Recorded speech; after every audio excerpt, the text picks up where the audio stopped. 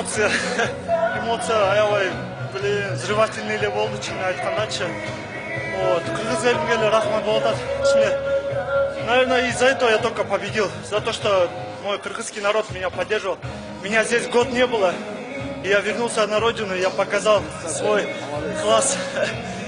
Пошел кыргыз элине рахмат болуп атат.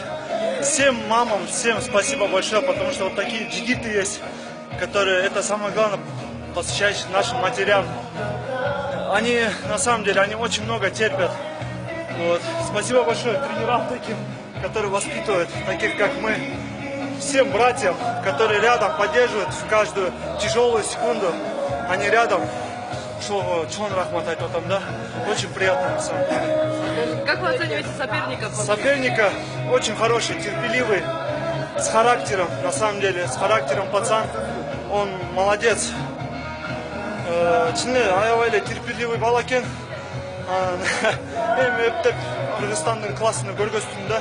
Негизичи биринчи алар келгенде айтканда, биз эми чынын айтканда Дагестанды күчтүү балдар деп айтат да. Бүт любой организацияда Дагестандын балдары күчтүү. Биздин кыргыз балдарды билбейт да. Биздин кыргыз балдар аябай күчтүү. Биз тоодо жүрөбүз. Алар биздин жерге келип бизди утабыз дейт да. Андай болбойт го. Потому что кыргыздар чынында аябай күчтүү балдар. Эми мага көп балдар айтат. Жинди кыргыз депчи. Эми ушинтип чыгып, инките чынында жинди кыргыз деп айттым да. Өзү атымды чыгарам да.